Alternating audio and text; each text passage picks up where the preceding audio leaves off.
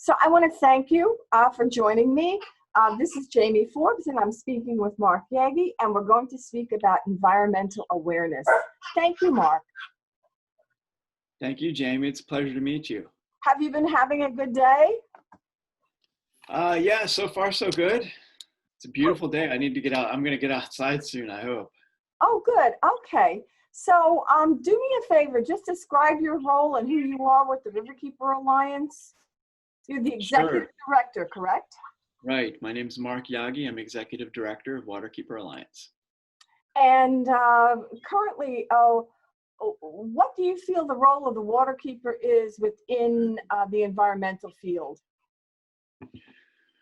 Well, just a little bit of background. Waterkeeper Alliance, we're a global organization that unites more than 350 locally based clean water advocacy organizations, and we focus citizen action on issues that affect our waterways, from pollution to climate change.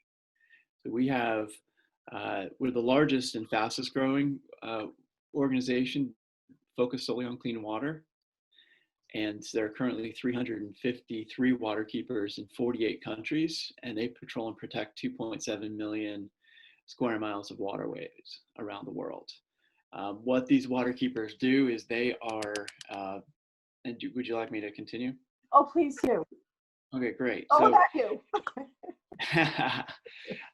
The waterkeepers are, it's interesting because they're in 48 countries. So there's waterkeepers in China, India, Bangladesh, Togo, Kenya, Senegal, across Central America, South America, the United States, Australia, and Canada, etc.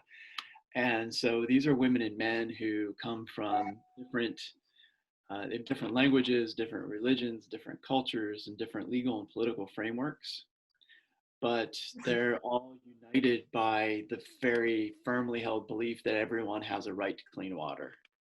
And people ask me what they're working to do. I say we are joined together in this fight to create a world where everyone can go down to their local waterway, jump in and have a swim without fear of getting sick.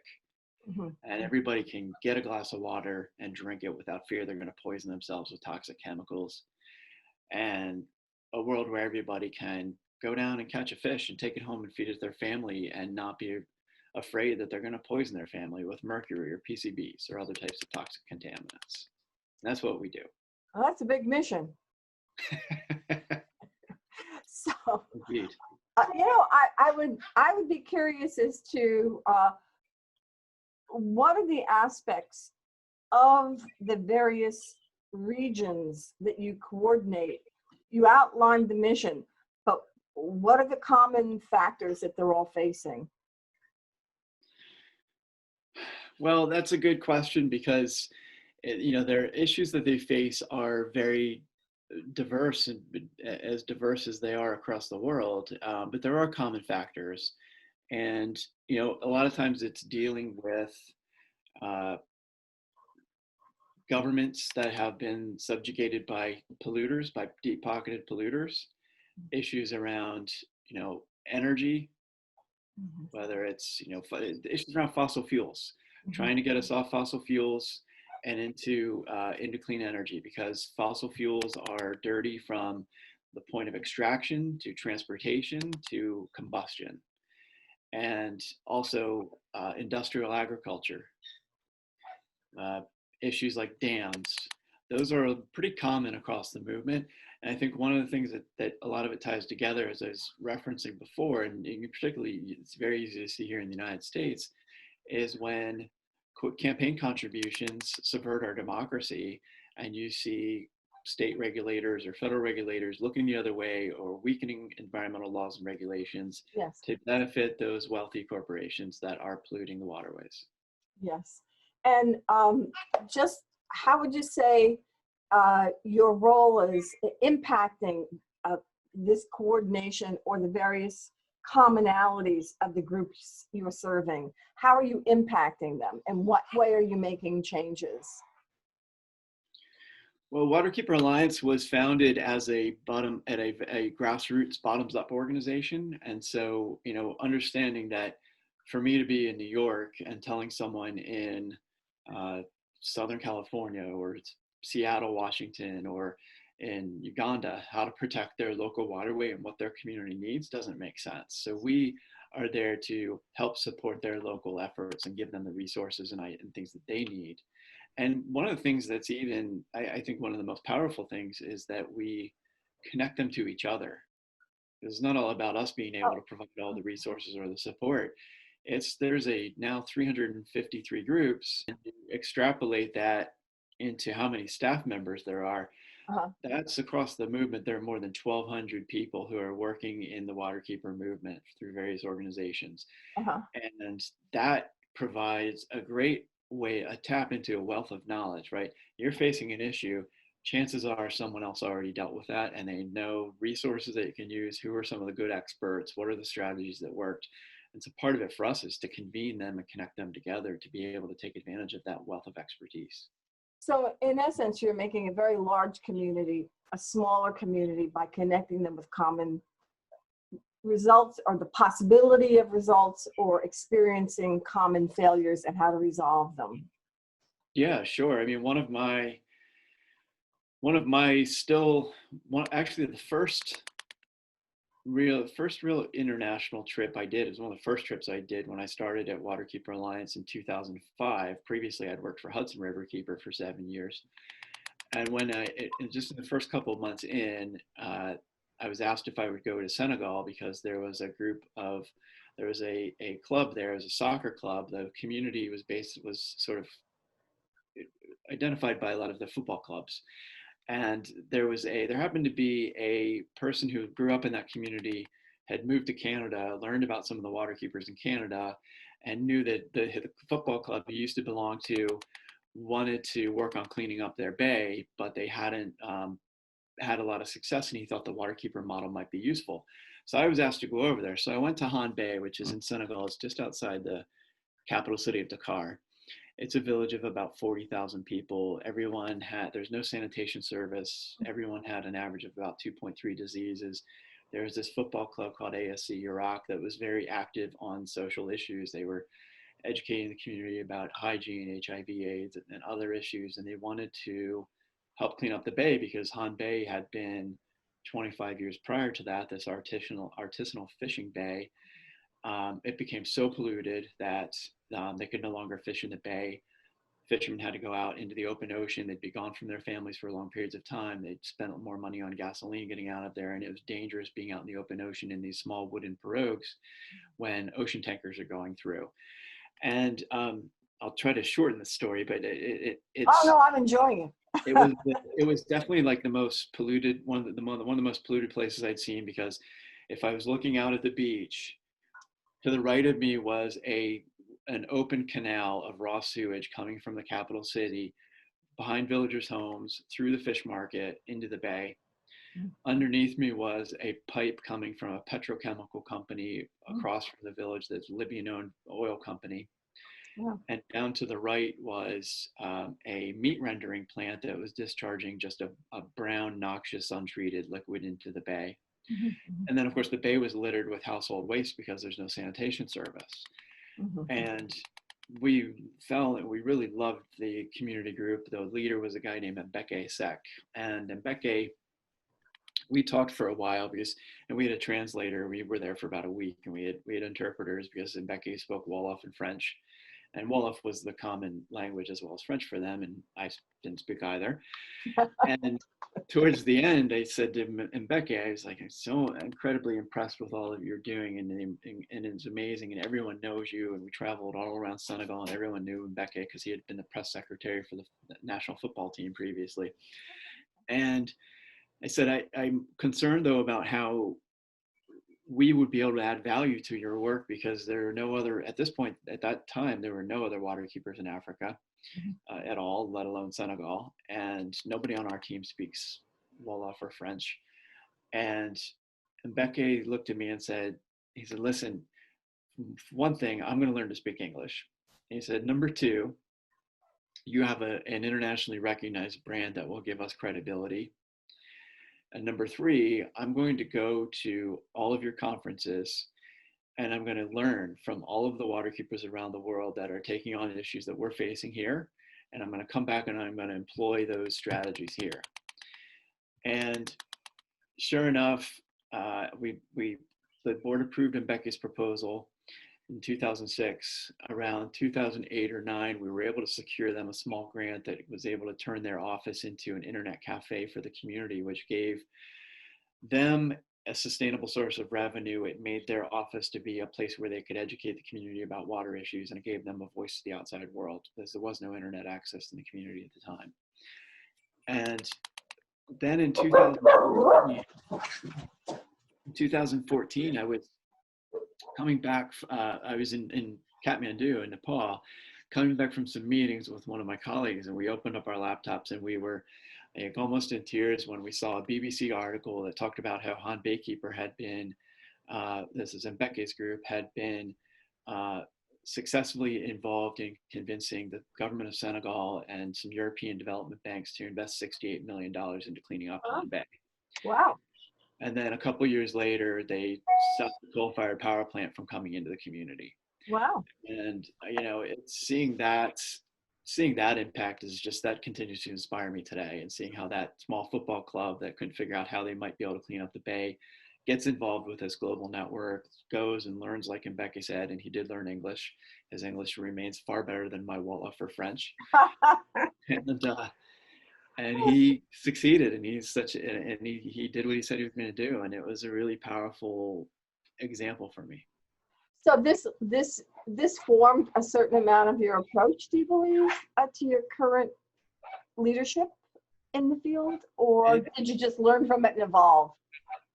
It definitely informed me and inspires me, and those things continue to evolve because we see the same type of thing happening everywhere else.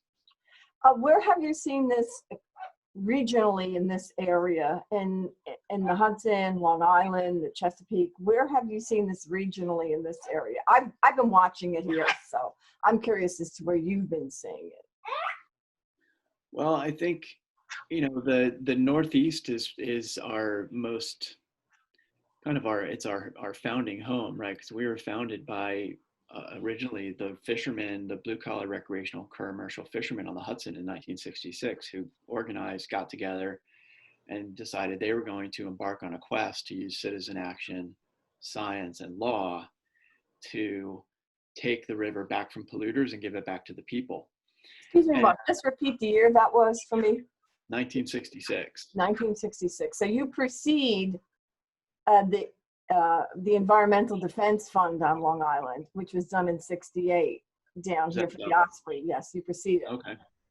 So they really kick-started things here. So our history is here in the Northeast, and you know, Hudson RiverKeeper evolved out of that fisherman's group, and then inspired Long Island Soundkeeper and Cook, actually San Francisco Baykeeper out west, but then there was New York, New Jersey Baykeeper, Delaware RiverKeeper, Casco Baykeeper in Maine. So we have had a long history in the Northeast, and just seeing you mentioned sort of just the impact. If you think about what the Hudson River was like in the 1960s, and today it's an icon of ecosystem revitalization. I mean, there's no question that there are challenges on the Hudson today, but I travel and see people, and they know the Hudson, and they know that story about a river that was dead in the 1960s, or virtually dead, and that today people swim in. Or if you're down in Manhattan, well, if you were down in Manhattan now, maybe pre-COVID-19 in the warm weather, you're going to see people out canoeing, kayaking, sailing.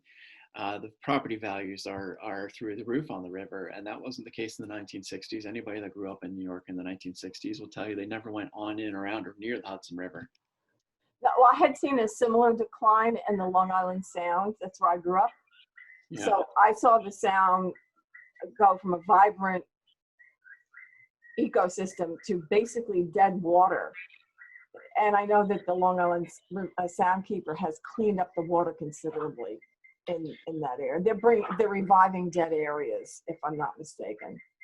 Yeah, you know, one of my mentors and my heroes was Terry Backer, and he was the first Long Island Soundkeeper. He was one of our founders at Waterkeeper Alliance, and you know, unfortunately, Terry left us in 2015 after he passed away from brain cancer. But Terry back in the early 90s,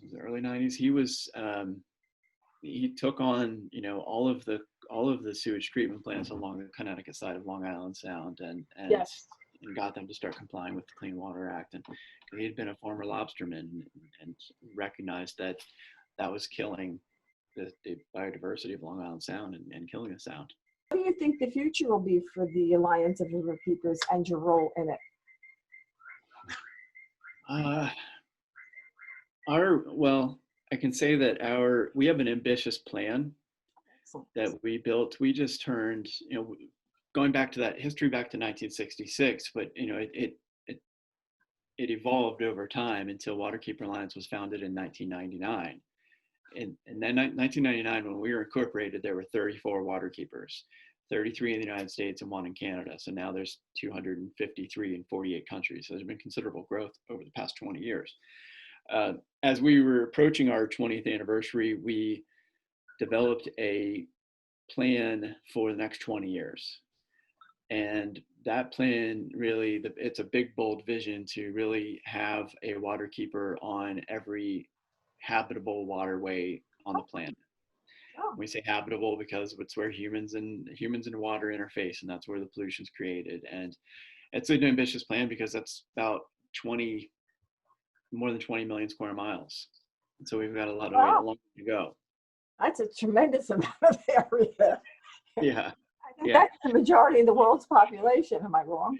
And it totally is. And it's actually about 24.6 million square miles, but we dropped it down to about 20 because you've got to be realistic about certain places on the planet where it's unlikely we're going to be able to operate in the next 20 years. I don't see that we're going to be operating in North Korea in the next 20 years probably, or maybe in Syria or South Sudan, in certain places that just aren't realistic at this point. And hopefully that changes. We maintain flexibility, but you never can tell. You never know. You never know. What was, just out of curiosity, this is a spontaneous question, which was the most interesting challenge you face in dealing with your environmental groups and or yourself dealing with the environment and seeing a change? What was the most interesting challenge you faced? Well, I mean, it's a combination. I think the struggle of having these groups that have to go up against deep-pocketed polluters, and the amount of, whether it's the campaign contributions or the amount that they can spend on lawyers to try to evade complying with the law, is a huge challenge. And then, 353 groups around the world, those are all grassroots groups that are advocates. And so, people will say, like, what's the, somebody once said, I think he was the founder of Greenpeace, that said that it's like, trying to coordinate these many grassroots advocates is they all have one thing in common: they all hate authority. I think activists and advocates in general are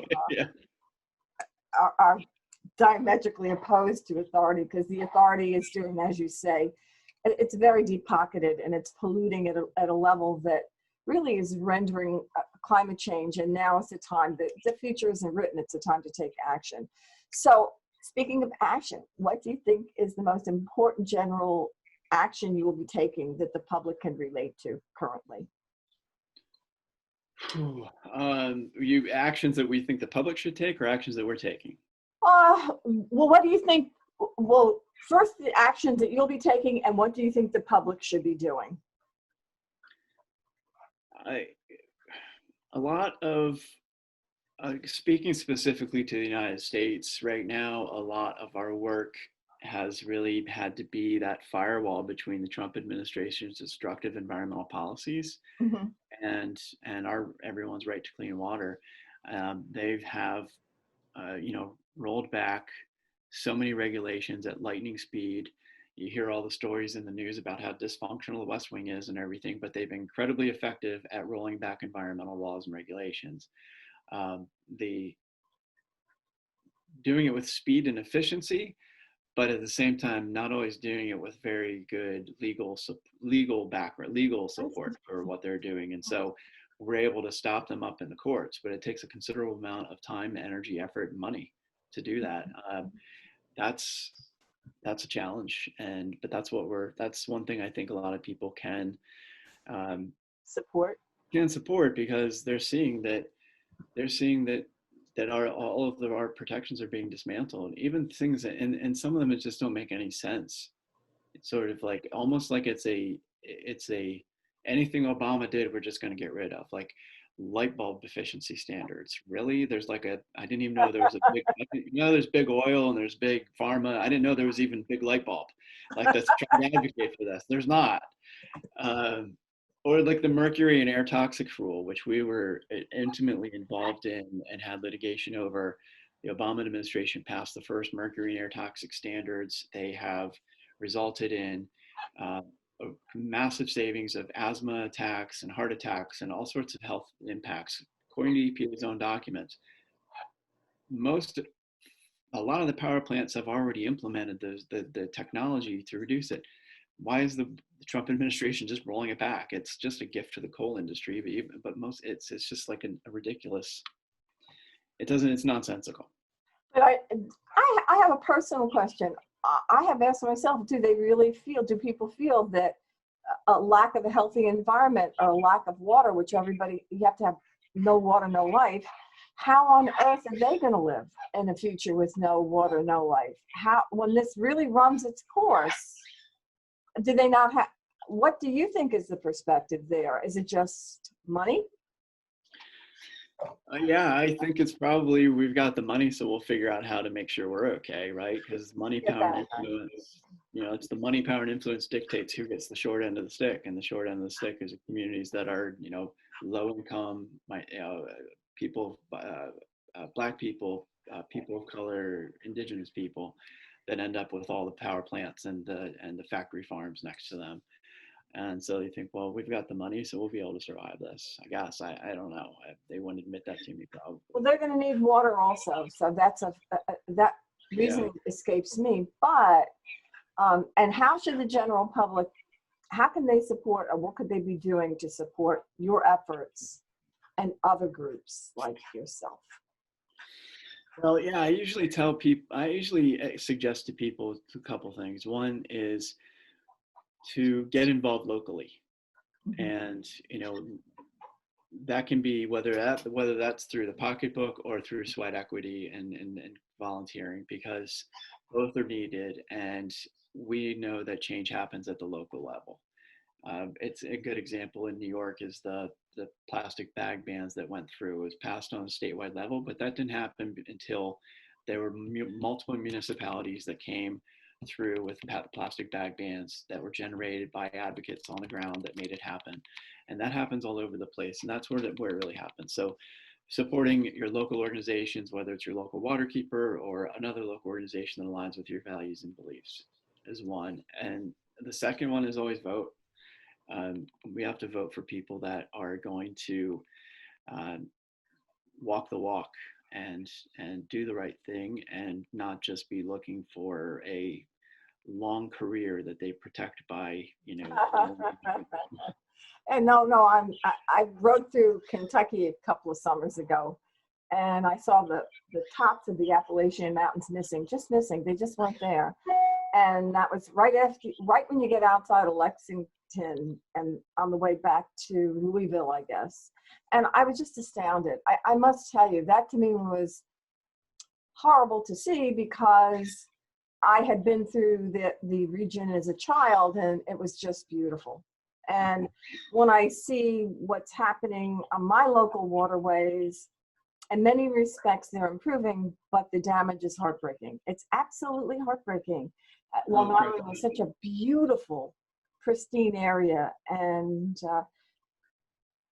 that's my impression. But if people want to get in touch with you and maybe possibly coordinate through your chapter, how would they do so?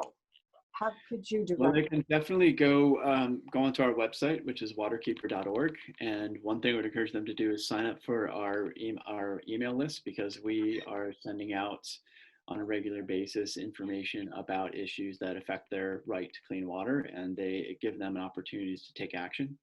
whether it's calling their member of Congress, sending in a letter to their member of Congress, petitioning EPA, lots of different avenues that they can pursue. And they can also learn more about their local waterkeeper there. Oh, thank you. Thank you, Marc. Thank you for your time.